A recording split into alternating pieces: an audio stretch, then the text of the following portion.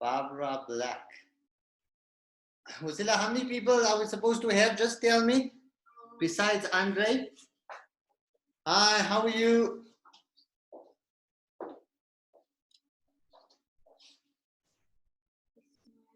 Okay, so that's Mrs. Barbara Black. How are you guys?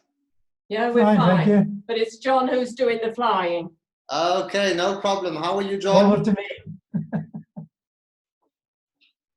Okay, cool. I will be with you guys in a short while. I'm just waiting to admit everybody. I see we've got, okay, so we've got John, we've got Blyde, and we've got Nathia, and we've got Assad. Okay. Assad, what's happening? Have you got load shedding there or something? No, we're not going on my screen. Probably ISIS or something. Make it lighter. On the back side of it. It's going to be late. And you're facing the dark area. So that's oh, that is Mr. Ismail Salih's son. Oh, no wonder. Okay. How are you? What you say? Are you coming live from El Dorado Park? Hence the blackout. Did somebody say? What you say? Okay. Oh, this is worse. I can see that. Okay, guys, we are going to start shortly. I'm going to give you a little bit of an introduction. We're just waiting for one more person to join, and we're going to have one latecomer, and then we're going to start shortly. So I'll just give you a little bit of insight about tomorrow. Guys, I'm very, very happy to be here. My name is Ziad. Unfortunately, Abdul can't make it tomorrow. So, you know, we often have this problem with pilots on a weekend. So they've asked me to stand in for him, and I'm very glad to be here. I've been flying for about 6 months now, so it's an honor for me, but I've got to let you know about this by law because, you know, we're not allowed to fly without a license. But, you know, it's like when you drive a car and when, you know, you can drive better than some of your parents can when you're 16. So the same thing goes when you're flying. You know, it's not that difficult. And I've been doing this for about 6 months now. I've got about 40 hours, which is quite a bit. And they've asked me if I could fly with you fine people tomorrow. So if you guys don't have a problem with that, then it's cool. Otherwise, you're welcome to reschedule. But I just needed to let you know because sometimes we have ramp inspections by the CAA. So if they do ask, you've just got to say that I'm your flight instructor. And I'm going to ask you guys one by one if that's okay. John, is that fine? So you're going to cheat? You know, I've flown for about 6 months now, and I've flown without incident. So it should be perfectly safe. But I've just got to let you know this by law. Is it fine? It's illegal. It's not really legal, but I mean, no, is it? Oh, well, then it's not fine. Not fine. Reschedule, thank you. No, I'm kidding. I'm kidding. All right. So I'll give you a proper introduction because, you know, they say guys that look like me usually fly into buildings.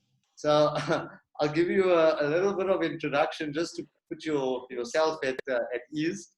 My name's Abdul, and welcome to African Skyline. I've been flying for about 16 years now. I'm also a captain on the Boeing 737 fleet. And this is an introductory flight experience, which is an experience of a lifetime. Now, there's quite a bit of flight experiences that you can purchase from anywhere in the country.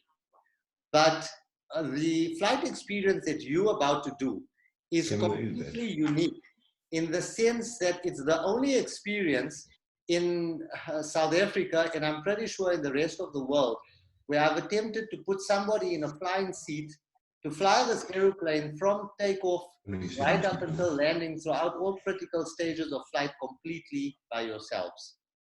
So this was a program that was launched by me a few years ago because I wanted to prove that flying transcends racial boundaries, gender, age, backgrounds, etc.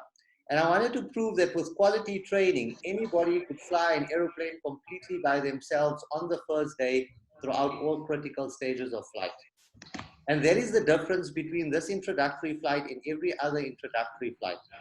Now, for us to be able to achieve this, I need to give you a background and a briefing on the effects of controls of the aeroplane, the theory of lift, and mind the pun, a little bit of a crash course in understanding the theory of lift and principles of flight, which is why we are the only school that give a full 2-hour briefing prior to the flight to ensure that you are equipped to actually fly this aeroplane completely by yourselves.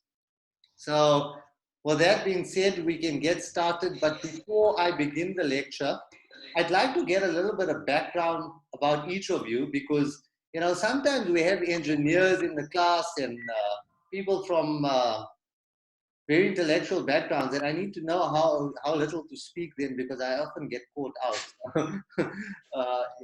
No, I like to get a feel for who my students are and their backgrounds, because sometimes we have people from an engineering background or a very practical, hands-on background, and I don't want to make the experience too boring for them or the lecture too in-depth for things which they already know. And on certain occasions, we have people that come from an arts background. And no offense to people who come from arts backgrounds. I come from an arts background myself. But, you know, different people think differently. And I need to approach each person with a different mindset so I can ensure that the briefing is understood by everybody and it's interesting and enjoyable for everybody. And I will structure my briefing to reach out to different backgrounds. All right. So with that being said, we can start with, you know, and again, you can see, like you can see, I'm Indian. And, you know, Indian women love shopping. I'll put this on Wasila. So I sort of make a list on whoever does what. So don't be too surprised when you see me coming to your shop for a discount or something. All right. So with that, I see we've got a newcomer here, Mr. Portis or Miss Portis. Let's just have a look. Shavus, I'm switching laptop. This camera is terrible. That's fine, no problem. Give us 1 second. No, I got the link. I'm also just trying, guys, if you just bear with me, I need to also just have a look and see how to get myself on the screen here, because my view seems to be a little bit funny. Oh, there we go. That's perfect. And now I can see everybody. Okay, that's great. So let's just, if I can please ask you guys to ensure that your cameras are on throughout the briefing as well as your audio, because this being an interactive briefing, I'm going to ask quite a few questions.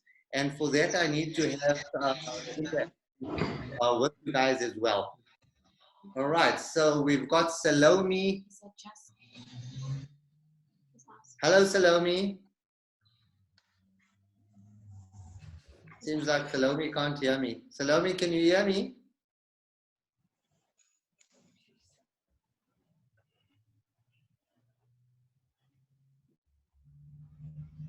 Yeah, it's better. In a house party in the background. Cool. Yep. All right, now we've got everybody. Is this Justin? I've got some guys. I don't know if you can hear me. I've got a Salome Poetess on my screen. I just want to find out if that's Justin or if you can hear me.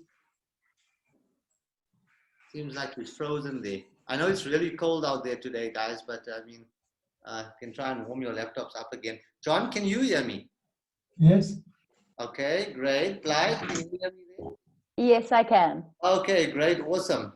And Ismail, son Assad, can you hear me, Assad? Yes, I can hear you. Okay. Can hear you.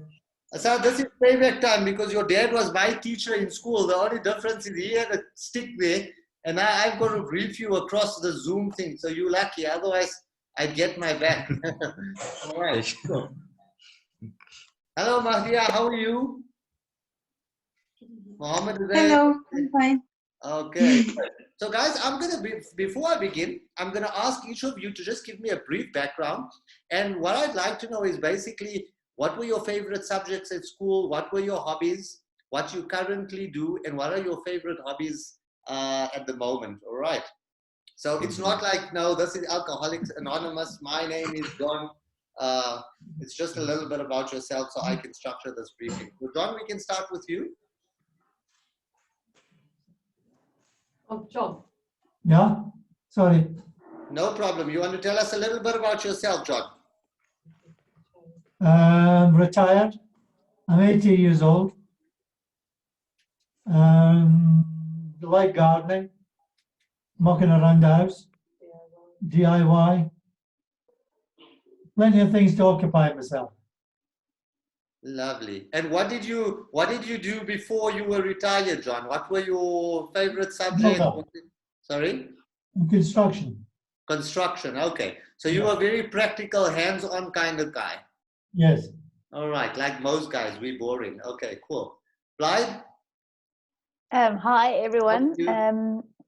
I am currently working as an actress. I'd say my favorite subjects in school were English and maths, and my hobbies are currently photography and hiking. Okay, awesome. So Blyde, if I had to explain to you something, what would you prefer? I give you a demonstration, or would you like to read it from a book? More theoretically minded, practically minded, what would you say? Practically minded. Practically minded. Okay, awesome. And then we've got Mr. Assad. Hi everybody, my name is Asad Saleh. I'm 21 years old. I'm currently a student. I'm studying education. My hobbies include boxing, football, and drumming, basically. Okay, awesome. So, Assad, your dad, he was also a teacher, but it seemed like he also had a pass in boxing because in the class when they were out making noises, he'd throw them across the room and things. I believe so. All right, cool. But tomorrow I'm going to be the teacher. Cool. So, guys, with that we can get started. Before we begin, I'd like to give you a little bit of a tip. This is going to be very interactive and I'm going to ask a lot of questions. And even if you don't understand what I'm talking about, aviation is very, very logical. So if you just go back to the pure English meaning of the word or the root terminology, it's going to give you an idea about what I'm talking about or what I'm alluding to. All right. So even if you get it wrong, don't be shy or don't be afraid to answer because you're not 100% sure of what it is. Everybody is learning here today, and that's the point, just to learn. All right.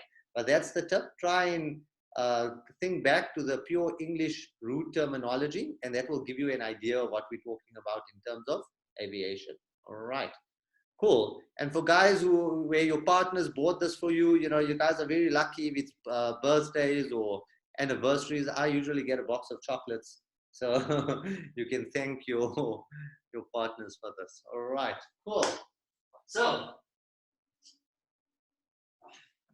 guys, let's assume we're traveling from Johannesburg to KZN.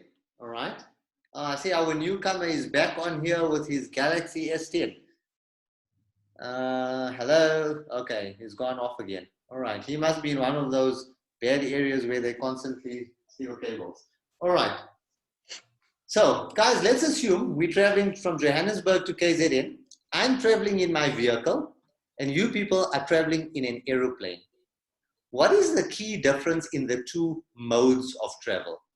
So listen carefully. What is the difference in the mode of travel? Who knows? Speed and air. That's correct. That's it. So kudos to Mr. John there. Logical, right? Road or land and air. But when you climbed into this aeroplane, was it in the air or was it on the ground? Ground. It was on the ground, right? So let me draw a little aeroplane here. And guys, if you cannot see anything and you want me to draw it a bit bigger or to repeat something, please let me know. All right, cool. So here's my aeroplane, but it was on the ground. Now, why was it on the ground? Because any object on this planet which has mass is subject to an unseen force which is called Gravity. Gravity. Gravity, right. So gravity is going to attach to the mass of this aeroplane like a magnet, right? And it's going to pull it where? Down. Right. Now this downward force has a name, and it's not gravity. Because gravity, this downward force has both speed and direction. Who knows what's the speed of gravity? 10 meters per second, right? Cool. It's actually 9.8, but we can round it off to 10 meters per second. So we've got this speed of, gravity is going to pull you down at a speed of 9.8 meters per second on any mass. Now, that downward force at 9.8 meters per second has a specific name. So, and it starts with a W. What is that called? Who knows? There's your clue. That downward force is called weight. What is it called? Weight. Right. So that is how we get the weight of an individual, right? Cool. Now, gravity is not exactly the same at every single point on the planet. That's why when you see a bag of rice or sugar, they don't just write the weight there, they write there the mass, because its weight will be subject to gravity. All right, cool. So the weight will be different on different parts of the earth.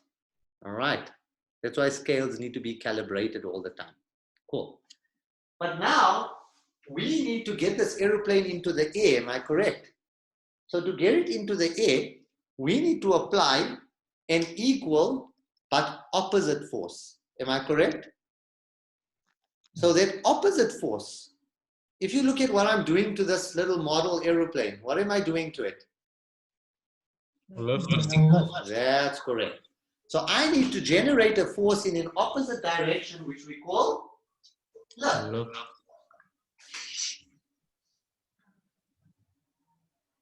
Cool. Now the aeroplane also needs to move forward through the air, am I correct? Right?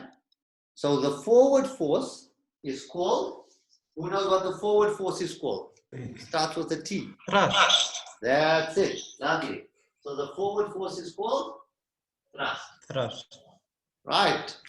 For those science buffs, whoever remembers Newton's laws of motion, remember every object has an equal but opposite Reaction. reaction.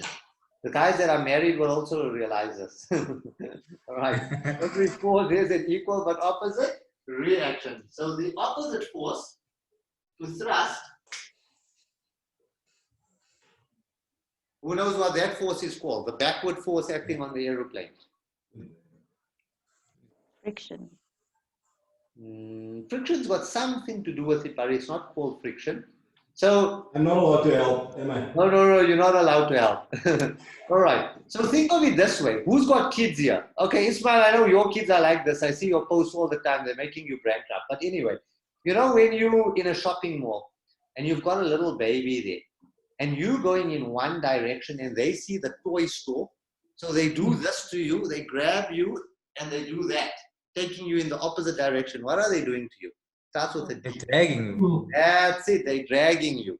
So the opposite force is called drag. Drag. Now guys, you'll see my explanation is going to be done in this fashion for everything, because I want you to relate to them. And when I teach you this way, if you remember the examples, the way that I teach it, you won't forget it. All right, so I'm going to try and make it as simple as possible and as fun as possible. All right, cool. So now we have four forces acting on the aeroplane. Am I correct? Yeah. Lift opposes weight and thrust opposes Drag. drag. Is everybody with me thus far? I've got this gentleman who seems to be very quiet here. He's in the corner of my screen there. He looks like he's very cross. I don't know if he's... Hi, no, I'm just listening. Sorry, I was a bit late. No problem. Don't worry about it. Cool. All right. All right, awesome. So these are the four forces acting on the aeroplane, all right? And in steering level flight, all forces are in equilibrium. So lift will equal weight and thrust will equal drag. It makes sense, doesn't it? Because if lift is greater than weight, what's going to happen? Lift. The aeroplane will continue climbing like a rocket all the way into space, isn't it? And if drag was greater than thrust, what's going to happen? The aeroplane is going to fly backwards. Am I right? Yeah. Cool. So in straight level flight, all these forces are in equilibrium. But we're primarily concerned with how we are going to generate lift. So let's talk about how we generate lift. Simple thing. Remember when we were kids? When we climbed into the car, we rolled down the window and we put our hand outside. Remember that? Okay. Yeah. So you can assimilate your hand to the wing of an aeroplane. Okay? Okay. So I'm going to draw the wing of an aeroplane for now.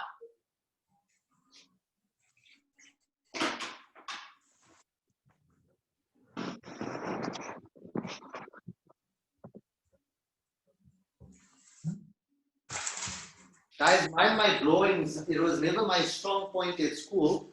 And as an instructor, you've got to be an artist.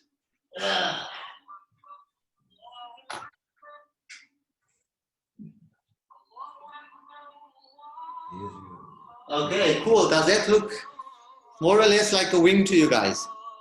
Yeah. Right, now you can imagine that to be your hand when it's out of your car window, all right? Now, whenever we reference something, we need to have a reference line, a point of reference, isn't it? Right? So this wing in aviation is called an aerofoil. What is it called? Right. So anything that generates lift is called an aerofoil. So if we look at this aircraft, the way that it's designed, every single part generates lift. The wing generates lift. It's an aerofoil. And it's a part of the aerofoil, so it's an aerofoil section. This vertical stabilizer generates lift. So what is it called? Aerofoil. The horizontal stabilizer generates lift. What is it called? Aerofoil. Aerofoil. Cool. So these are all aerofoil sections. Now, we said we need a reference line to explain something or to calculate it, right? So if I draw a line from the starting point of this wing to the end point, there we go. I'm going to draw that here. Or if I want to measure, let's assume I want to measure this wing.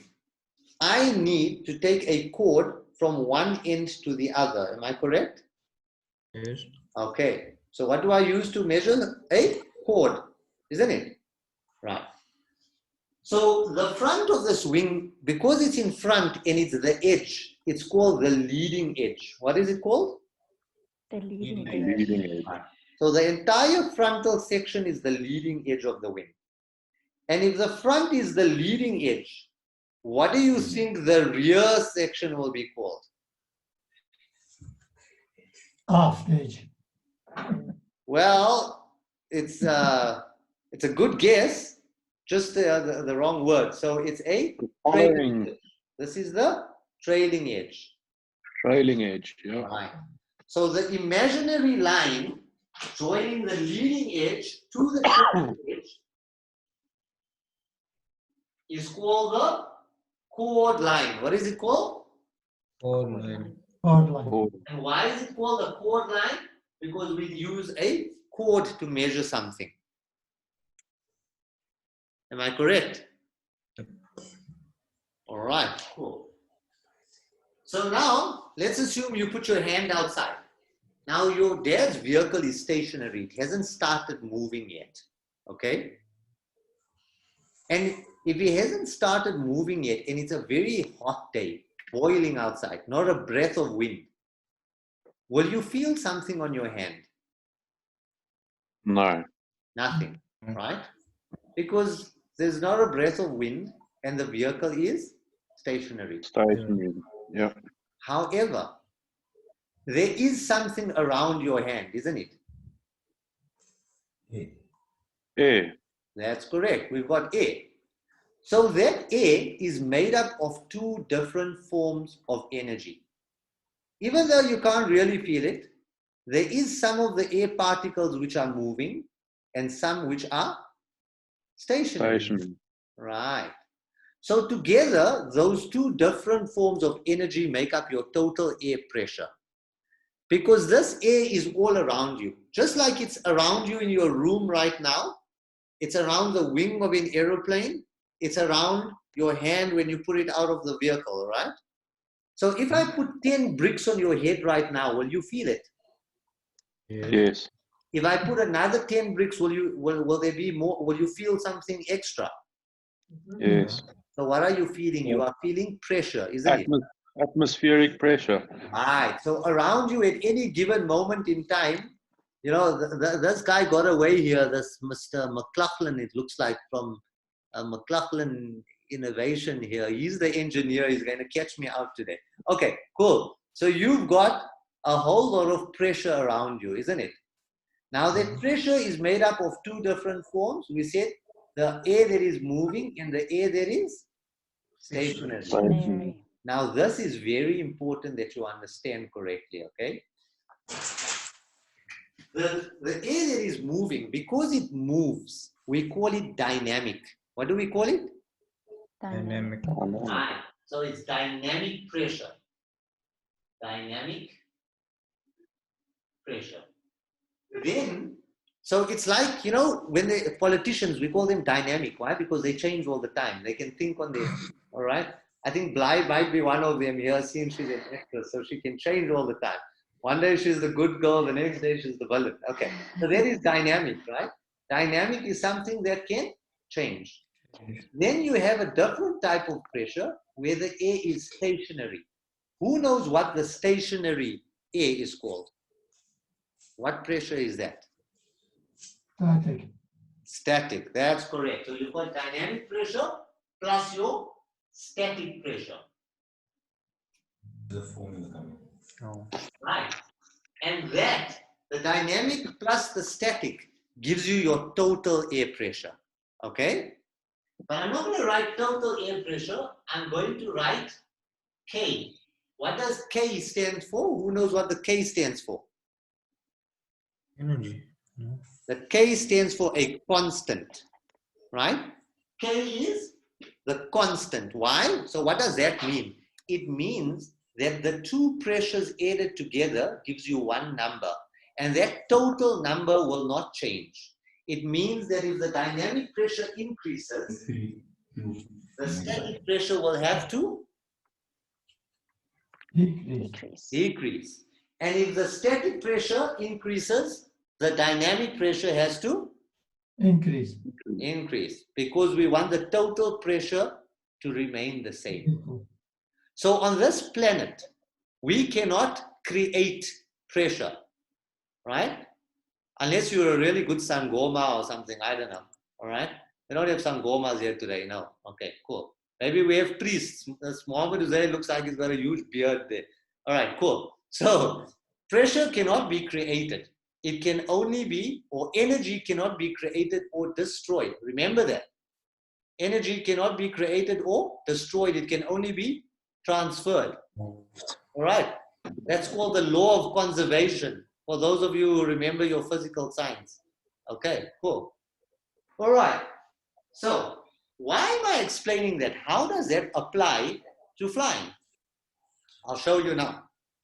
Around this wing and around your hand, while your dad's vehicle is still stationary, we've got a total pressure around us. Am I correct?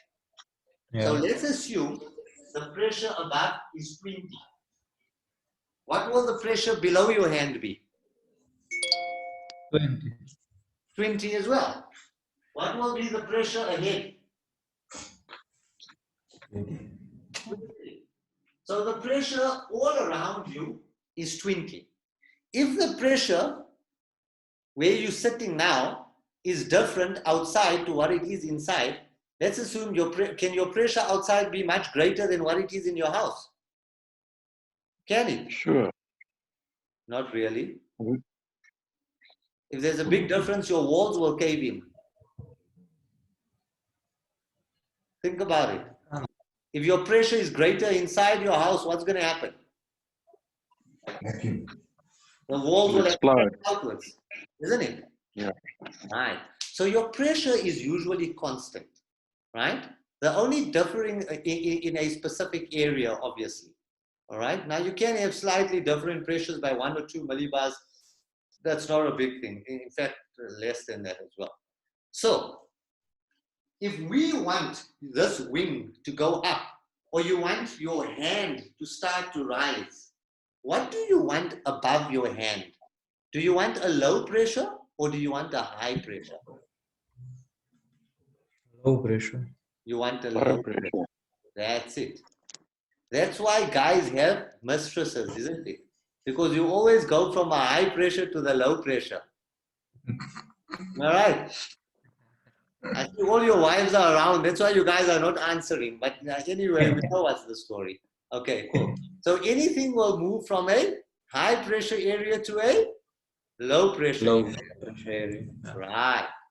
So for this wing to go up, what do we need above the wing? We need to generate a low pressure. Right. Now, how do we do that? Now, we said you had your hand out of the vehicle and it was stationary. Am I correct? What happens when you start to drive forward? Now, do you feel something on your hand as your dad starts to drive? Yes. What do you feel on your hand? Drag. No. What do you Your feel hand on moving your up and hand? down. Wind. Drag. I think John had it. John, what did you say Up and there? down. Your hand moves up and down. Before your hand moves up and down, what do you feel on your hand? Blyde, do you have any idea?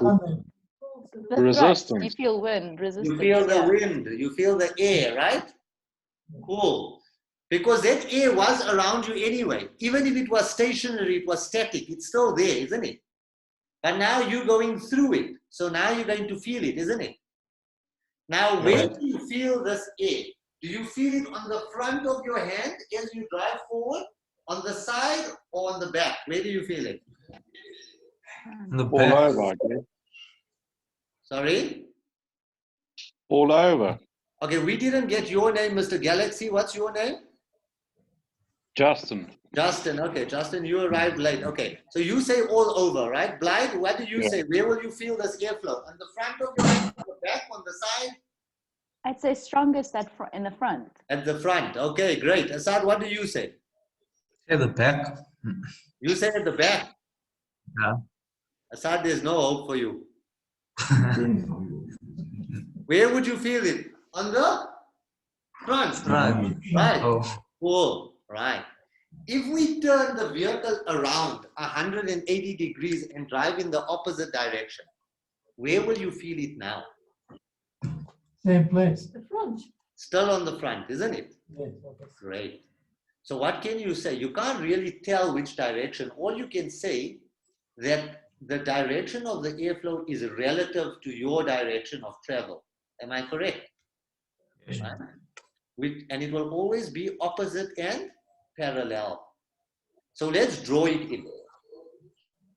This airflow is going to be opposite and parallel to your direction of travel. Right, so this leading edge of the wing is the front portion of your hand. Okay, are you with me? Everybody with me? Yeah. And the airflow that you're going to experience on the front of your hand is called the relative airflow. What is it called? Relative Airflow. Now you can never ever forget that name because it's very simple. All you're experiencing on the front of your hand is airflow, and the second thing is you're using its direction. What is its direction? Relative to your direction of travel. So we put the two names together. Relative airflow. Have we got it? Yeah. Right. Now guys, John said a few seconds ago that your hand wants to go up. Now that's only true to a certain extent. If you keep your hand straight, does it want to go up? No. No. For your hand to go up, what do you need to do? Tilt it. You need to tilt it, am I right? Yes. Yes. That's it. Okay. So let's see what Justin is telling us. If you tilt your hand up, your hand will now meet this relative airflow at a specific angle. Am I correct? Yes. Right. So that angle, I'm going to draw that angle in now. There we go. This relative airflow meets the chord line at that angle. And we call that angle an angle of attack. What do we call it? Angle of attack. Angle of attack. Now you can't forget this either, because all you're doing is you are attacking this airflow. When your dad's car was stationary, you couldn't feel the air, could you? No. But now you're feeling it because you're traveling through it, isn't it? Yes. Right. So you are attacking the air, and you are meeting that air at a specific angle. Are we clear so far? Yes. Right. Now when that airflow, when this relative airflow meets the leading edge of the wing, right? It cannot go through the wing. Am I correct? Yes. Okay. But it has to now somehow split up, isn't it? So now let's think about something. Everybody looks very young here. Maybe this question here we'll have to ask to Mr. John. You know, back in the day, if you're walking home with your girlfriend, right? John? Yeah. Let's take you back to the good old days. You're walking home with your girlfriend and you see her, or you're walking to the mall and you see her dad there in the distance. Can you continue walking with her? You run. You won't continue walking with her, eh? No. No. You run Why? I know times have changed. Asad will tell you now. You know, but anyway, you know, if we had to do that back in the day, you can't carry on walking with her because he's going to bliksem you, isn't it? Okay, cool. All right, we'll have to explain to Mr. John what is bliksem later. I don't know if he's been in South Africa long enough. Visit Donna. All right, cool. So now, what's going to happen? But now they say a boer maak 'n plan, a coolie het 'n plan. Okay, cool. So you're not going to give up that easily, right? Asad, you still want to meet your girlfriend at the mall, right? Yeah. So how would you meet her at the mall without carrying on walking with her? What would you do?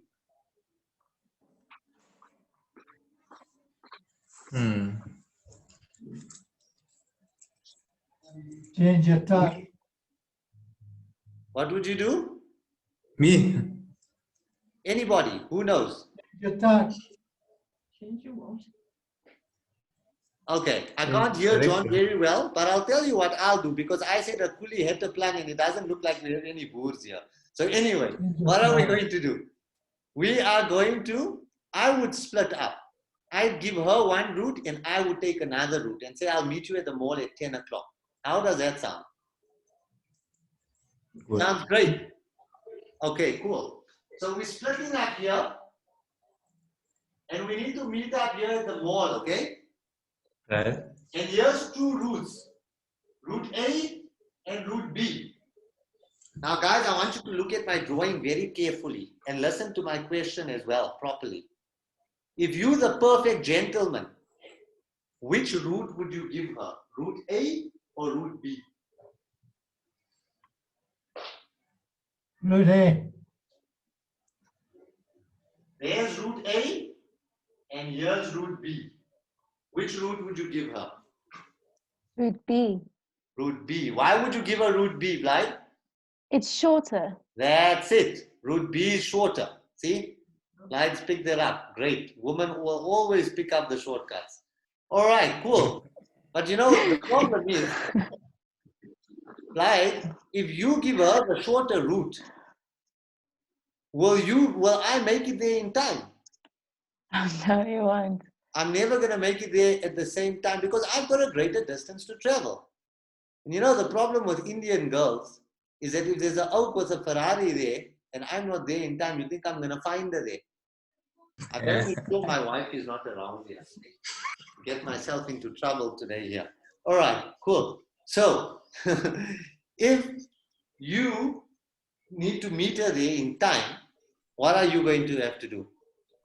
Leave earlier. Faster. Faster. That's it. Cool. Indians can't leave early. If anything, they're going to leave later. Okay. So what's going to happen? You need to travel faster. Right. But so what's happening at the top? The dynamic pressure, you are moving. So you're dynamic, isn't it? So the dynamic pressure above the wing has to increase. Has to?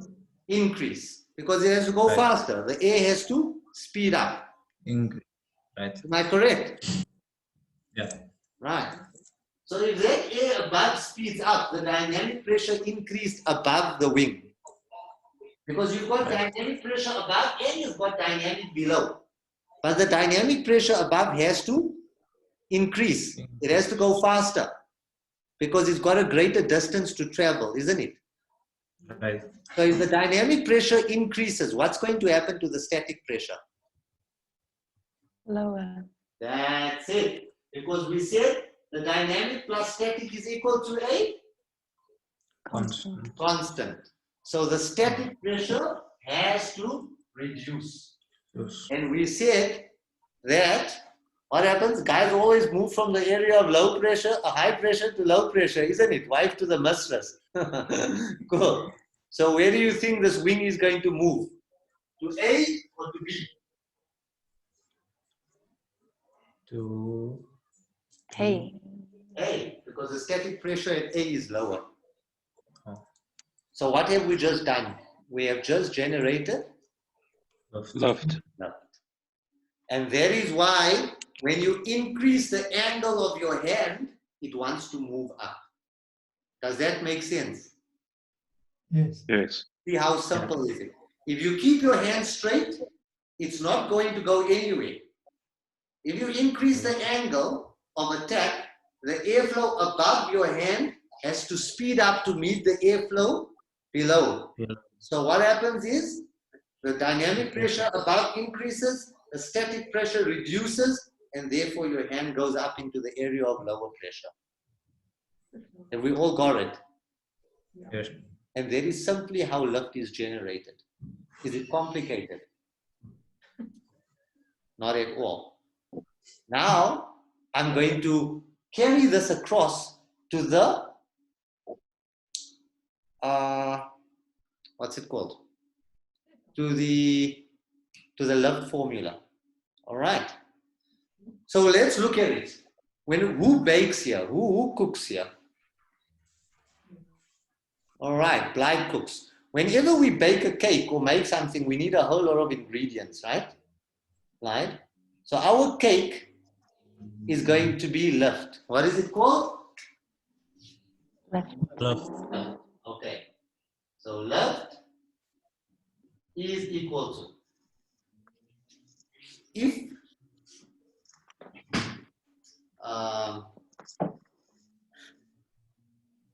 if we had our hand there, we had all the airflow against our hand, but there was no angle of attack, would we generate lift? No. No. No. So the first ingredient we need is angle of attack. So let's write it there. Lift is equal to CL. CL, guys, stands for coefficient lift. What does it stand for? Coefficient left. Right. And coefficient lift, simple word for it, angle of attack. Right? So that's ingredient number 1. Multiplied by, if there is no air around your hand, will we be able to generate a pressure difference? No. No. It's like jumping into a swimming pool with no water. Oh, but then it wouldn't be a swimming pool, right? It would just be a hole. Okay, cool. So you jump into a swimming pool and there's no water, will you be able to swim? No. No. So, just like the water is the fluid which we travel through in a pool or a ship moves through, air is the fluid that the airplane flies through. It's fluid dynamics, right? Air is a fluid as well. So we need this air around our hand for the dynamic pressure to increase, isn't it? Right. Correct? Yeah. Cool. So the more air we have around us, the better. Right. Does that make sense? Right? So we want the air to be as dense as possible. In other words, we want the pressure to be very, very high. Because if the air is made up of what? It's made up of a whole lot of different chemicals, isn't it? Oxygen, argon, not chemicals, gases, oxygen, argon, nitrogen, etc. Am I correct? Right. On a cold day, what happens to all of these gases? Do they contract or do they expand? They contract. They contract. So they're closer together, and now you have more of these air particles to flow over your wing to generate this low pressure above. Does it make sense? Yes. The hotter it becomes, the more these air particles are going to expand, right? So now you have less of these air particles flowing over your wing. Does that make sense? Yes. So you're going to generate less lift. So angle of attack multiplied by this air density. We need this air density. That relative airflow is actually your air density, or is your air density is part of the relative airflow. There's a bearing on the relative airflow. Okay. Now remember, your air density would differ with temperature, because we said the hotter it is, it's going to expand. The cooler it is, it's going to contract. And it's also going to differ with what else? What else affects air density besides temperature? Who can tell me? Altitude. Or Altitude, that's it. Why? Because the column of air from the atmosphere to where we presently are is different to the size of the column of air at sea level. Right? So let me draw it for you, Blyde. Here's Johannesburg. Here's KZN. And here's the top of the atmosphere. Can you see my drawing? Yes. Yeah. So the column of air on Johannesburg is that large. The column of air on KZN is much bigger. So all the particles will be squeezed closer together in KZN than Johannesburg. Does that make sense to you? yes. Right. Okay. So the larger the column of air, the greater the air density. Right? That is why we generate lift in a shorter distance at sea level than up at Johannesburg. So have you noticed that when we at sea level, you jump into the aeroplane taxis for a couple of 100 meters, and 2 seconds later it's airborne, right? The runway uses very little runway. But at Johannesburg, feels like you're sitting there for another 2 hours before you get airborne, isn't it? Right? You're using much longer runway. Why? Because to get the same amount of air particles over your wing, you have got to travel faster. Faster. So the particles are spread further apart. Therefore, you need a More longer distance. runway, isn't it? Yeah. So therefore, the air density has a bearing on lift. So that is our next ingredient. And the air density is called rho, R-H-O. What is it called? Row. Rho, right? Because the Greeks like to name everything. So they decided they're going to name the air density rho, and we decided to adopt it. So angle of attack multiplied by half of the air density, which is rho, and it's denoted by a small letter P. Ismail, don't write all the answers for your son there. I know you're writing it there because this guy's dad is a geography teacher. And you know how Indians like to cheat? But he's not in Indian. Let me just check. No, he isn't. Okay, fine. All right. So, angle of attack multiplied by half rho. So, half of the air, we take into account half of the air density. It's like you're baking a cake. You need a certain quantity of each item to give you one cake. Am I right? Since Blyde is the cook here, she can answer that question. Right. Cool. Yeah. Angle of attack multiplied by half rho. Now, let's assume you set in your dad's car, you increase the angle of your hand, right? And it's a very cold day and you're at sea level. Now the car is stationary. Is your hand going to go up? No. No. Why? Because you need the Yeah. airflow. And to get the airflow over your hand, what do you need? Speed. Speed. That's it. Lovely. Looks like I've got a class of boffins today. Okay, cool. You need speed. And the speed is called velocity. Angle of attack multiplied by half rho v squared. So we take into account the square of the speed.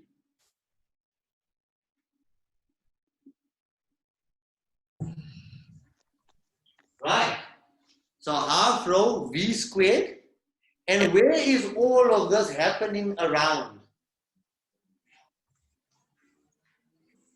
It's happening around your Um, And and your hand, we said, is the wing, isn't it? The yes. larger your hand, the more lift you're going to generate. Am I correct? So the surface area is also an ingredient, isn't it? So we've got lift is equal to angle of attack multiplied by half rho v squared s. S stands for surface area. No, S stands for surface area.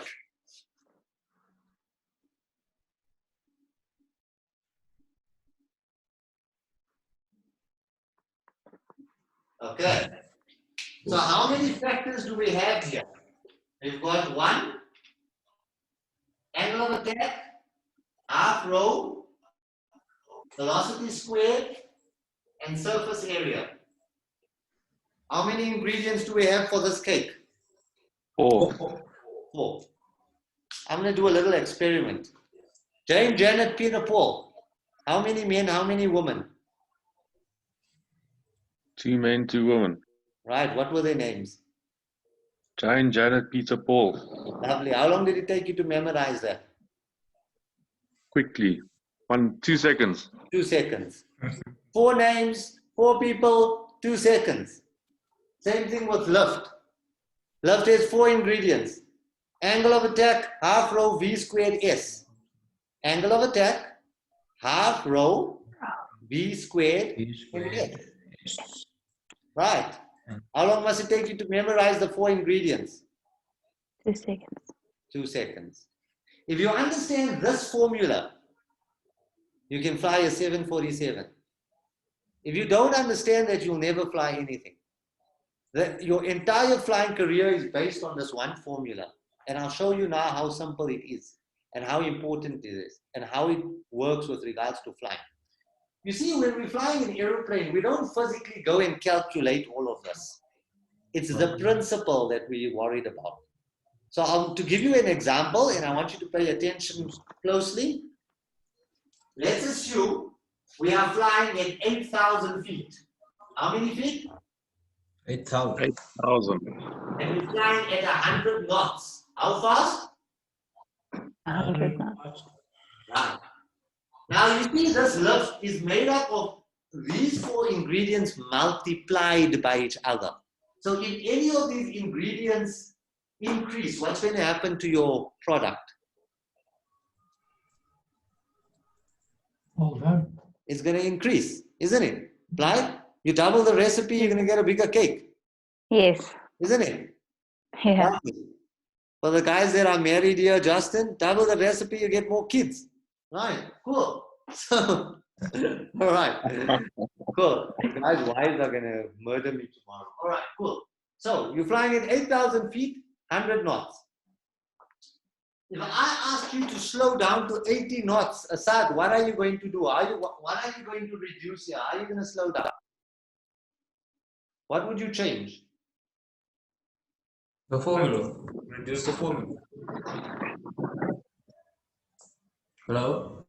Yes, Asad? You're flying at 100 knots. I want you to Hello? go down to 80.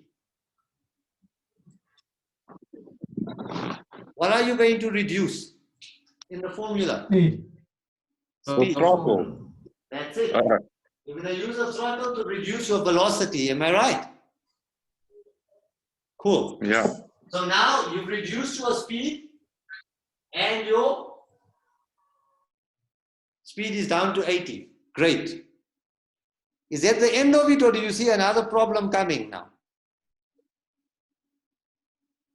Well, why don't you drop if you reduce the speed? Exactly.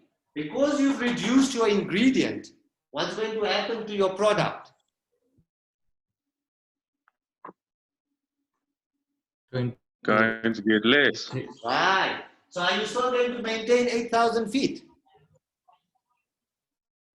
No, you're going to drop. No, you're going to start descending. You're going to lose altitude. But I didn't ask you to descend. I told you to maintain 8,000 feet. I just wanted you to slow down. So you need to increase something else. Am I correct? Angle of attack. Angle of attack. That's it. Perfect. So you reduce your speed, you can increase your angle of attack. Does that make sense? So you see how important this formula works and how we'll apply it in flight. Yeah. Okay. Let's assume I'm going to fly to the US. It's a long flight, eh? Cool. Yeah. When do these long-haul flights usually take off from Joburg International? But not. Sorry? In the evening, early evening. Right. So either in the evening or in very early in the morning. Am I right? Yeah.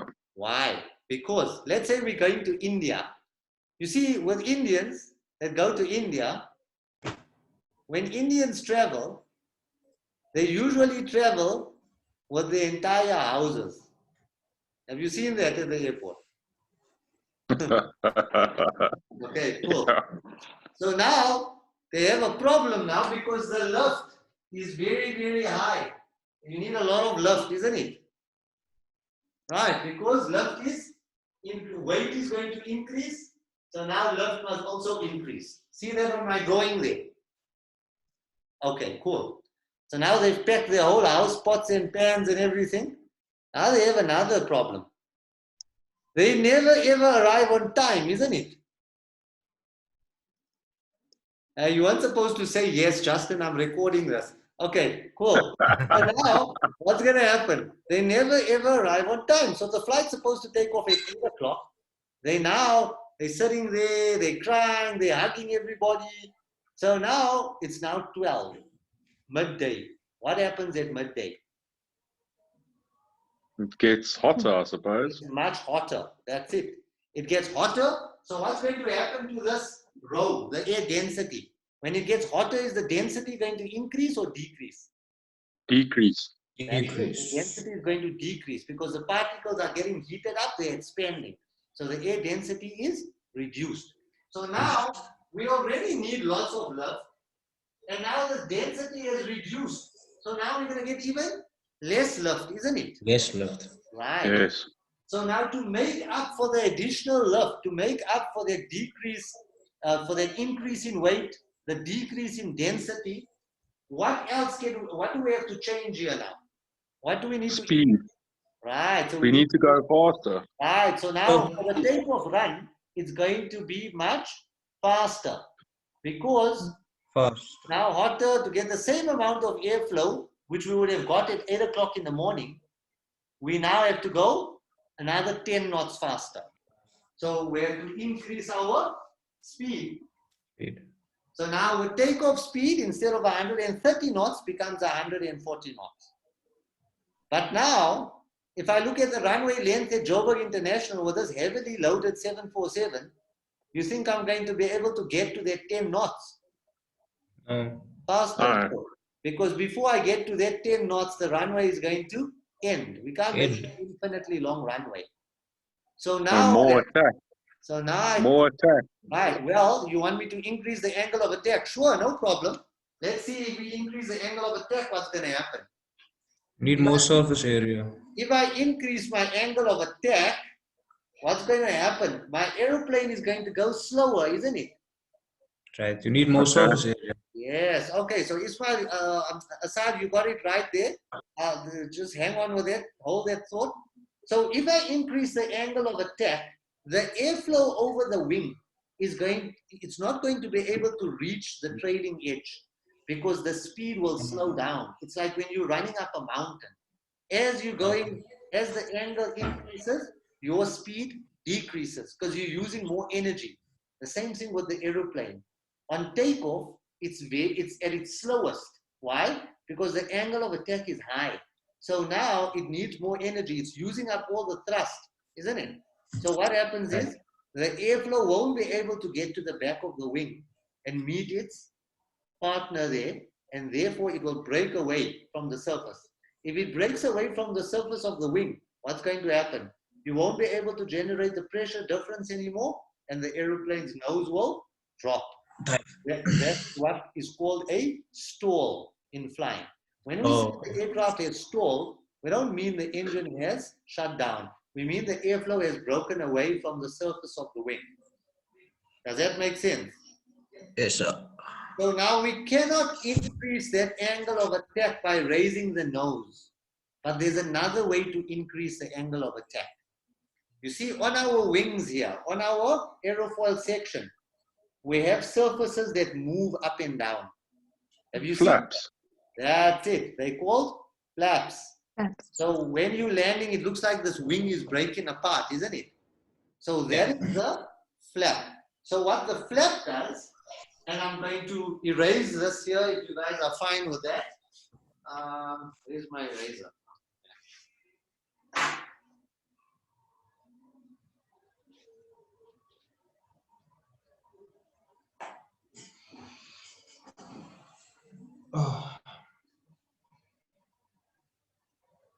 Okay, so here's my wing.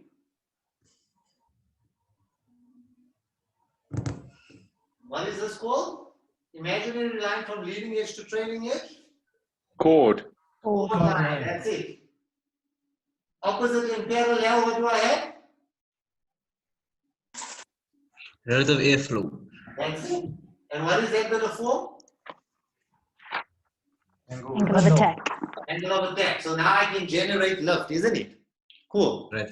So now I don't want to generate more lift. I can't raise my nose because if I raise my nose, my speed is going to reduce. And we all saw that in the lift formula, lift is equal to V squared S. So the speed will reduce, the lift will be reduced by the square with speed. Does that make sense? Right. Right. So let me show you how important that is.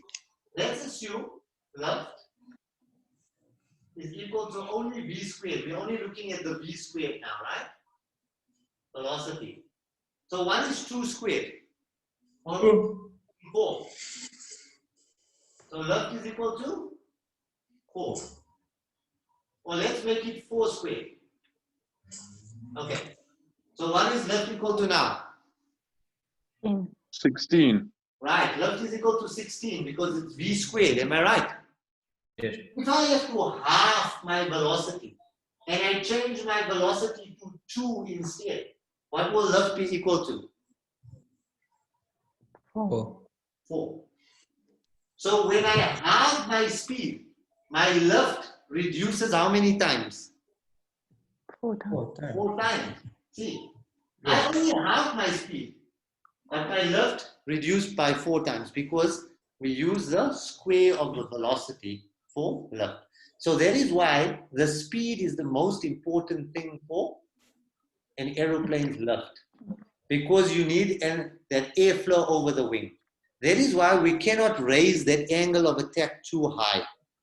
But now the runway is not long enough, so we can't get the speed, and we can't increase the angle of attack by raising the nose too high. So what we're going to do is we're going to extend our flap like Asad told us.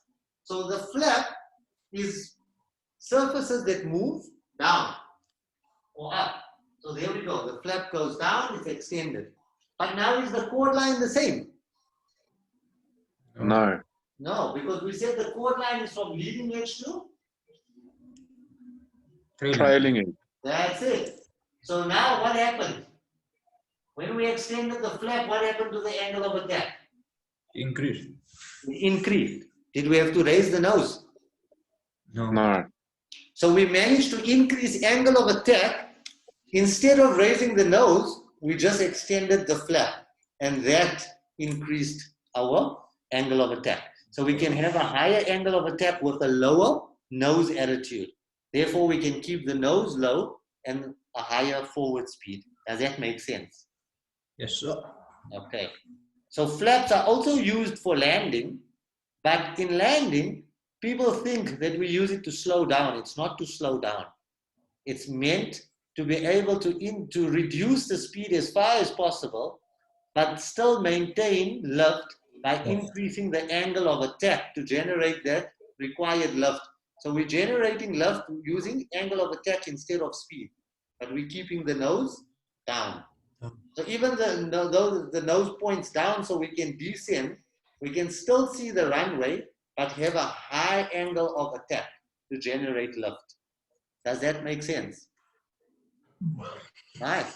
And on the large aircraft, when the flaps extend, they extend outwards, and on the front we have leading edge flaps as well, which extend forward. So that increases the surface area as well. And from our lift formula, you saw that surface area was also an ingredient. The bigger your wing, the more lift you can generate. So what will happen is, when you extend the flap, then there we are. The leading edge flaps move forward and the trailing edge flaps go down, and now you have a much bigger surface area. See that? Got it? Right, awesome. So we're almost at the end of our briefing. We're just now going to go through the different flap type controls. Now, let me draw our two wings of the aeroplane here for all the surfaces on the aircraft.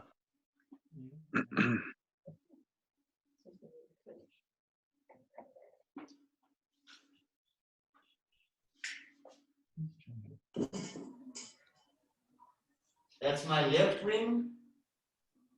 That's my right wing.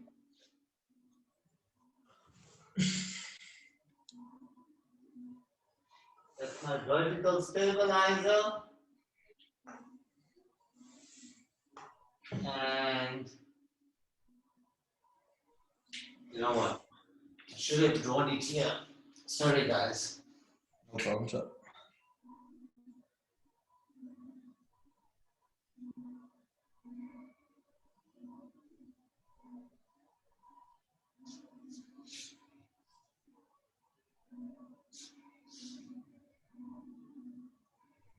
All right, cool. So guys, what I've just drawn on the board is A will be my vertical stabilizer. What is this called? Vertical stabilizer. If this is my vertical stabilizer, what do you think this is called? Horizontal stabilizer. Horizontal stabilizer. So that will be my horizontal stabilizer. And these two will be my main wings. Got it? Yeah.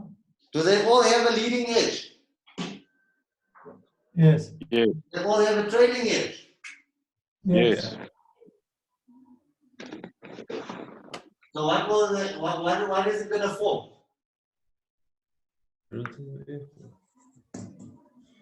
You have a leading edge and a trailing edge, what are you going to get?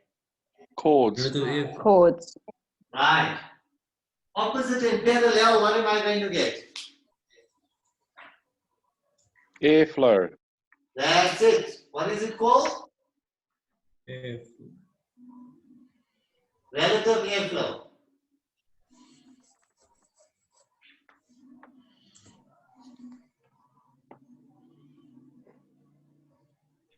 And if I have relative airflow, what is it going to form with the chord line? Angle of attack. That's it.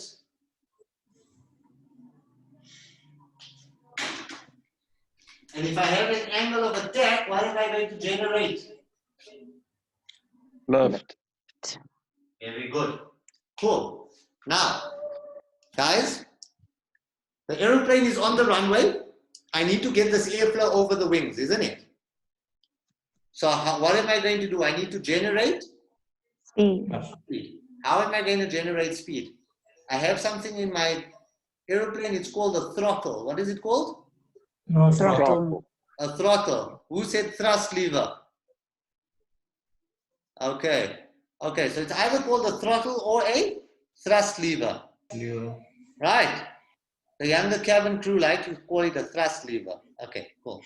So, thrust lever or throttle, we're going to push it forward. Sorry guys, it's a bad night for me today. Okay, cool. So if you want to go faster, what are you going to do with the throttle? Push it forward or back?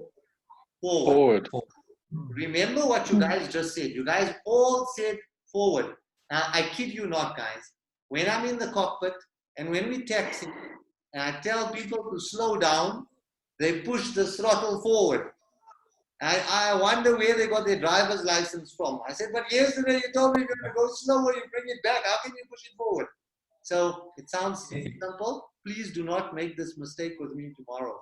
It's a simple thing. If you want to go faster, you push the throttle forward. You slow down, you bring it back. Got it? Yes. All right, cool. So we're going to apply forward. We're going to push the throttle forward. The propeller is going to rotate and it's going to propel air backwards, which will cause the aeroplane to move forward. Just like a balloon. If you blow up a balloon and you leave it, what happens? The air goes back and the balloon moves forward, isn't it? Right. So the same thing with the aeroplane. Okay. Cool. That's what the jet engine with the propeller. There's a slightly different principle, but we're not going to go there now. You get the idea. Cool. So the aeroplane is moving forward. There's airflow over the wings. But now, just like when you were in your dad's car, if your hand is straight, will you be able to generate any lift? No. No. So you need to increase. What do you need to increase? The angle of attack. Right. You need to increase the angle of attack at where? At the horizontal stabilizer or the main wings? Main wing. Wings. Main wing, because they generate the most lift, right? Cool. So now how do we do that? In the aeroplane, we have something else. It looks like a steering wheel, okay? Who knows what that's called? It's used to maneuver the aeroplane. Who knows what that's called? Any aviation? Steering wheel. Yes? Joystick. A joystick. No, I'm kidding. You know, some people do call it a joystick, but that's the very naughty cabin crew that usually get fired. All right, cool. So, okay, cool. So, but in the Boeings, we have what it looks like a little square or rectangular thing. It's called a yoke. What is it called? Yoke. Or it's called a control column. Okay. What is it called? Control column. Control column. And in the Airbus, we have a stick. What do we have? A stick. That's it. All the female pilots like the one in the Airbus, okay? I'm kidding, guys. I shouldn't be recording this one here. Okay, cool. So, in our aeroplane, you can see I'm quite a naughty guy. We have a stick, okay? Cool. So, once you've got enough speed, right, which I will calculate for you, right, then we know there's sufficient airflow over the wings and we can raise the nose. So to raise the nose, what do you think we're going to do to the stick? Are we going to pull it back? No, pull it back. Oh, we're not going to pull it. We're going to apply back pressure. All right. I'm kidding with you. I'm pulling your leg, Justin. But yeah, the correct term is apply back pressure. So you don't say push and pull. We say we apply back pressure or we apply forward pressure. Right. And as Mr. John will tell you, he says we apply aft pressure. That's also correct. All right. Cool. He's the Irishman. He's going to teach you all the correct terms. Am I right, John? He's not Irish. Not Irish. Not Irish. Oh, he's Scottish. I made the biggest mistake ever. Are you Scottish, John? That's right. Okay, I'm very sorry. Okay, cool. All right. Accepted apology. All right, cool. They'll probably murder me on that end of the world if I have to make that mistake. All right, cool. So we apply back pressure. When we apply back pressure, now, Justin, are you married? No. We only have Mr. John here. John, it looks like it's a long time for you. I don't know if you're going to remember this. You know, on that first day on your honeymoon, right? A long time ago. Yeah, I thought as much. Okay, cool. On that honeymoon, that first day, especially being Scottish, you probably busted. You can't climb up that stairs to your room. Am I correct? Yeah. Yeah, we all like that. Don't worry, I was the same.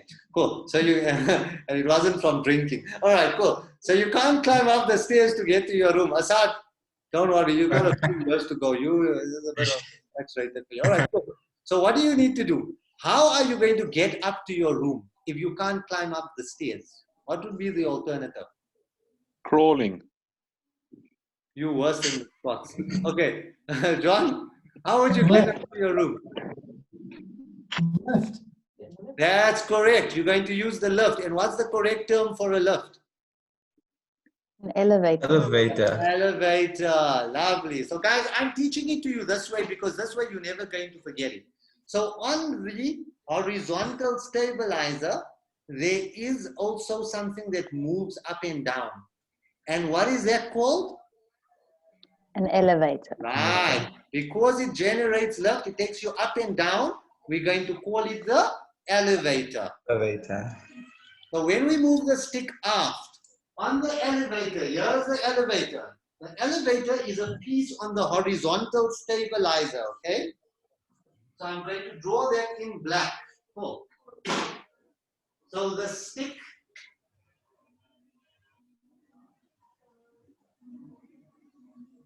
will move the elevator. Now, this, you want the tail for the main wings to go up, right? Where do you want the tail to go? Down. Down. Down.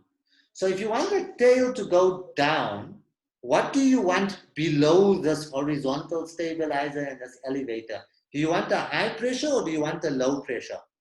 Low pressure. Low pressure. That's it, because we said something always moves from high to low. So above, unlike the main wing, above the elevator, you want a high pressure. High pressure. So when you apply the back pressure, the elevator is going to go up. Right? So watch how I draw this. This elevator goes up. Now have a look at the new chord line, where the new chord line is formed, all right? Tell me if you guys can't see. So my new chord line is there. Can you see that? Yeah. Right. So the air comes, it's got a very short distance to travel. But below, this relative airflow has to go all the way and up there. Can you see that? And here's your new angle of attack. So where will the dynamic pressure be greater? Dynamic. At A or at B?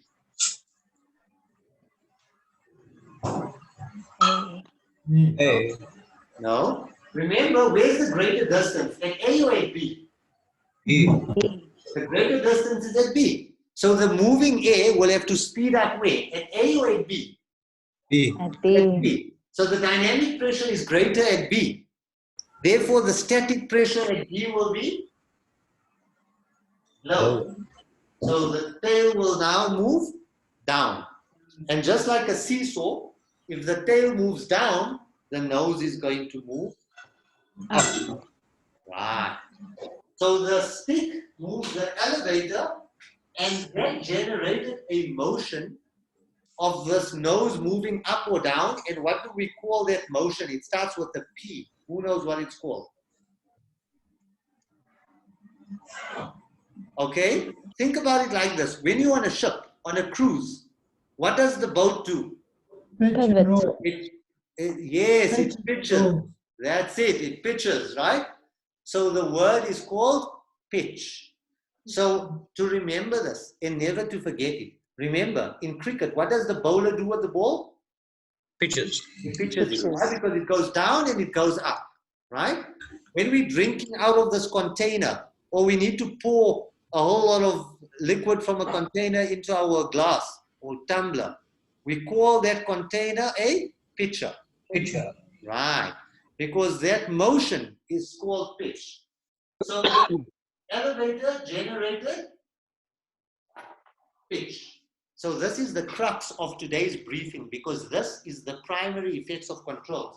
This is what you guys are going to be doing tomorrow. So on the takeoff, full power, the airplane is going to gather speed. Once the speed is increased, I'm going to say rotate. What am I going to say? Rotate. Right. When I call rotate, you're going to raise the nose with the stick. And the stick, I'm going to tell you what is this called. You're going to tell me the stick. I'm going to say, what is it moving? You're going to tell me the Elevator. elevator. I'm going to tell you what is this motion called? You can tell me. That's it. So learn it like this tonight. Stick moves the elevator. Elevator generates pitch. All right. Got it. Okay. Yes. Awesome. Cool. But now we're on the takeoff, and these pilots are like me. They're very naughty and they're checking out all the cabin crew in this cockpit, right? And they're not concentrating on the terrain ahead. So we used to have very nice cabin crew. Times have changed badly, but anyway. So now we don't see this mountain up ahead, isn't it? So now what's going to happen? We need to avoid the mountain. Blyde, how are we going to avoid the mountain? I have no idea. Driving and there's a huge rock in the middle of the road. How are you going to avoid the rock? You're going to Go swerve. around.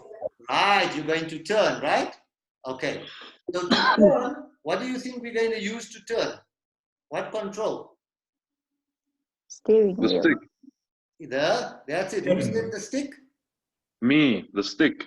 Ah, he's getting naughty, Justin. Okay, Justin, you move the stick, right? Cool. Now, let's say we want to turn to the right. Which way would you move the stick? To the right. Okay, lovely. Okay, cool. You didn't buy your driver's license. Right. So, you want to turn right, you're going to move the stick to the right. When you move the stick to the right, what's going to happen to the left wing? Gonna go up. That's it. The left wing goes up, the right wing goes Down. So now, let's look what happens here. Can you guys see my drawing? I'm not covering it. Okay, cool. So on the left wing, because you want it to go up, what do you want above the wing? A high pressure or a low pressure? Low pressure. A low pressure, cool. So when you move the stick to the right, just like the flaps are on the inboard of the wing, inboard section, which is next to the fuselage, and they move in the same direction. So the flaps are not used to generate this motion. The flaps are used for takeoff and landing for pitch. So what's going to happen is, on the outboard, there are also surfaces on the outboard that move. Can you see here? I've marked them in red. Right? Yes. Cool. So on the outboard, on the outgoing wing, the surface is going to move down. Can you see that? When it moves down, your chord line changes. When the chord line changes, here's your new relative airflow, and what happened to the angle of attack? The increased. It increased. Now, where is the greater distance? At A or at B? A. Hey. So where's the airflow going to speed up? A or B? Hey. A. A. So what's going to happen to the static pressure at A? Going to decrease. Yes, Decrease. very good. What do you think is going to happen on the other wing, on the right wing? Opposite. The opposite. That's it. So that surface moves up. There's your chord line there, and your angle of attack increases at the bottom. This is very important. So now you have a greater distance below, and the dynamic pressure increases, and the static pressure decreases below the wing. When that happens, the aeroplane is going to do this. Can you see that? Right. When you have a little baby on the bed, and before they learn how to crawl, what do they do on the bed? The roll. Roll. So what has the aeroplane just done? Still 9. Roll. That's it. So the stick moved the elevator generated pitch. The stick, when you move it left or right, it moved a different surface, which is called the aileron. What is it called? Aileron. And what did the aileron generate? Roll. Right. Cool. So it's very simple, hey? Stick, left or right moves the aileron generates roll. Cool. But now, has the direction of the aeroplane changed? No. No. The direction is has still remained the same, isn't it? So now you need to get the nose to change direction. So for that, we need to get the tail to move. Am I correct? So on the tail, you have something else that moves left or right. Before you tell me what's it called, have a look at my drawing. Here's your vertical stabilizer. Here's A, here's B. Here's your relative airflow. What's the difference in the distance between A and B? Same. The same. They're the same. So is the pressure different? No. No. No. Right, so the pressure is the same at the moment. But now you want to turn right. So you've got two pedals at your feet, okay? A left pedal and a right pedal. And the pedals move a surface on this tail. Who knows what that surface is called? Steering surface. We use it to steer a boat. A rudder. That's it, we have a rudder. So on the tail, you're going to, those pedals move the rudder. So they are called the rudder pedals. What are they called? Rudder pedals. So the rudder pedals move the Rudder.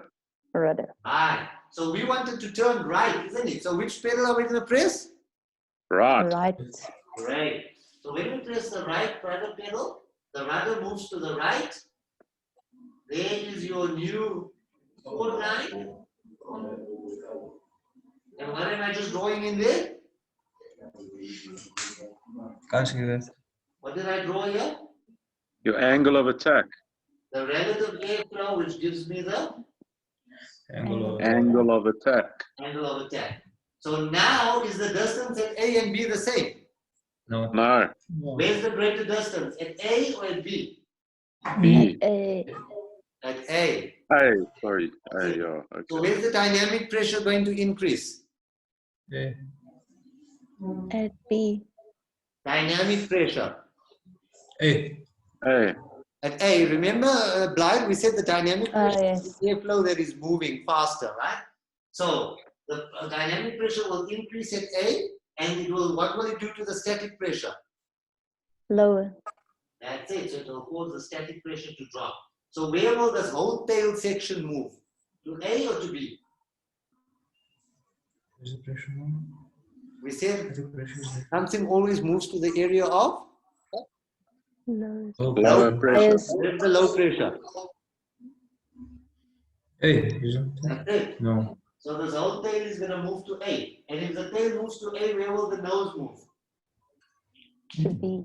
That's it. There we go. So now we've rolled and we've changed direction. Now, when the nose moves or when the nose changes direction, we've got roll plus we've got the nose moving, and that is called yaw. What is it called? Yo. Y-A-W. So the rudder pedals move the rudder, and the rudder generates yaw. Yo. I-A-W. So if we want to turn, what do we need to do?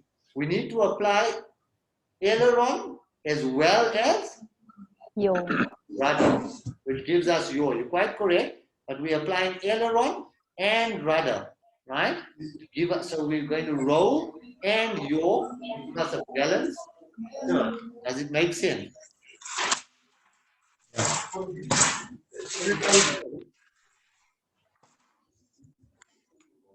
Got it, guys? All right. So what can you deduce from all of these drawings or all of these surfaces? They use the formula. Number one, they use the formula. Great. Number two, they all look the same, isn't it? All aerofoil sections, they designed more or less the same. They're just slightly different in size and a little bit different in shape, but it's made of shape. So they all, and what are they doing? All they're doing is they're altering the pressure difference. We're only altering the pressure difference in different directions. Does it make sense? Cool. So, So the aeroplane is made up of a whole lot of different aerofoil sections placed in different directions to manipulate the pressure difference. Got it? Cool. Any questions, guys? No questions. All right, cool. If you guys think up any questions, let me know tomorrow and I'll do my best to answer them. Before I love you and leave you guys, I'm just going to quickly give you guys the run over tomorrow, right? So don't worry, Asad, we've got 5 minutes. I'm just going to tell you guys what's going to happen. So everybody's been given a slot time for tomorrow, okay? I don't know what your slot times are because I don't have the schedule in front of me. However, with this type of inclement weather, I'm expecting that it should clear up. However, during this time of the year, we often have a lot of what's it called, low-lying cloud over Rand Airport, the morning fog or the morning mist that comes in, all right? And if that does come in, we will not be able to get airborne until it burns off or it lifts up to a certain height, all right? So sometimes we will get delays. If that does happen, all the slots will get delayed by a couple of minutes dependent on how long it took for that cloud to lift. That's number one. Number two, with the first person, so I don't know who has the 8:30 slot. Whoever has the 8:30 slot, I'm going to meet you outside the Harvard Cafe. So when you enter Rand Airport and you come to the main terminal building, you'll be at the Harvard, or you can wait there, and I will collect you and take you to the aeroplane. Thereafter, once each flight completes, I'm going to stop outside the Harvard or outside the main terminal building. The passenger will disembark and I will then come and fetch the next person from the Harvard. Now guys, please, there's always delay because we have no idea what's happening with air traffic control, weather, winds, etc. It's not like the airlines where we're on scheduled slots where each slot will get preference. So there are always delays, but I know I will have the list with me. I will have your telephone numbers. And if you can't get a hold of me, the minute I land, I will call you for your next slot. You can just wait for me at the Harvard. They have lovely buffet breakfasts. I think most of you people have got Hyperlease, which includes a buffet breakfast. So I will give you your vouchers when I meet you there, or I will leave it with the manager of the Harvard for you there. All right, cool. That's number one. Number two, like you can see, we don't really make money out of this. This is mainly funded from my own pocket as well, because if I'm flying at the airline, I probably get paid 5,000 Rand for the 1 hour. But this is to get everybody involved, to make it possible for everybody to experience what aviation is about. And like I said, Indian wives, sorry, yeah, she's not looking, all right, are very, very dominant and they want to buy lots of things. So they get upset with me on the weekends. I usually have to go for another long shopping spree after the day is over to pacify them. So we've got really cool memorabilia. We've got mugs. This is a once in a lifetime experience and I can assure you it'll never leave you. And this is a nice way to make sure that, this experience stays with you every day. So we do these mugs, which are extras. And if you wanted the mugs, you can let me know before the flight. Either via EFT or in cash. We've got your name there, Captain something, even though, like I said, pilots, it's like driving cars. You don't really need the license. Cool. We've got the caps. These are very high quality embroidered caps with your name on the side as well. See, my wife has been masquerading as a captain as well. Runs in the family, I think. We do the caps as well, which are quite cool. We've also got very cool embroidered T-shirts, etc., and sweaters. So if you guys are interested, let me know.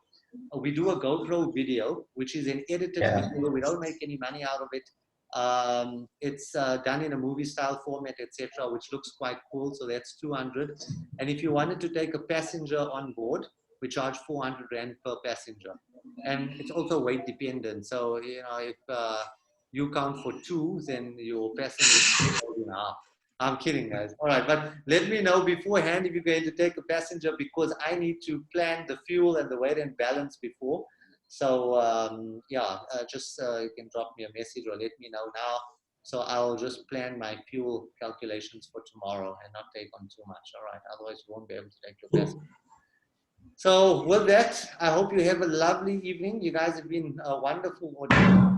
And I'm really excited to meet you guys tomorrow. Yes, sir. You too, man. We check our time slot. Only a pleasure. Where do we check our time slot? Sorry, where do you check your time slot?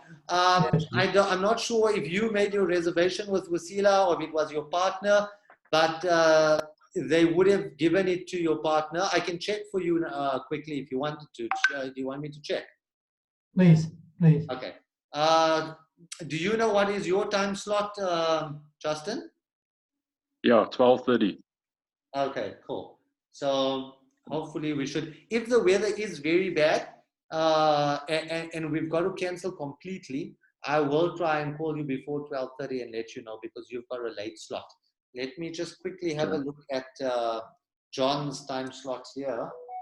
Should have a calendar here.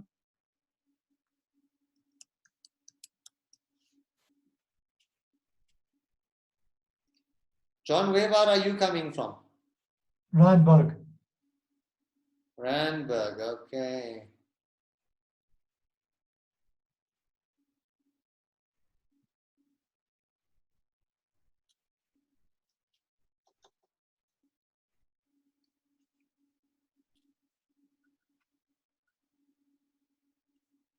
$8:30.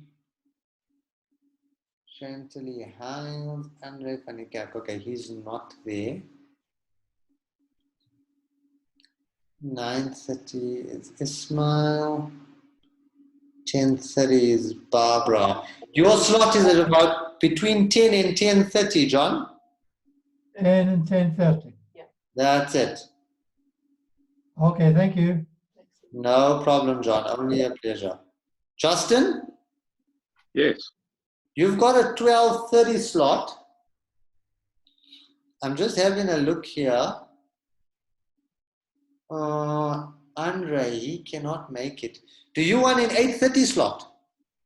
Please. Let's make yours an 8:30 slot. Okay. Cool. Perfect. I don't want to give that one to John because, John, it might be a little bit early for you to travel so early in the morning. So let's give that one to Justin. Perfect. Thank you. No problem. Only a pleasure. So I'll see you at Rand Airport at 8:30 then. All right. Thank you. Thank Only you. a pleasure. All right. Cheers, guys. Thank you. Okay. Bye-bye. Thank you. Pleasure. Bye. It's not bad.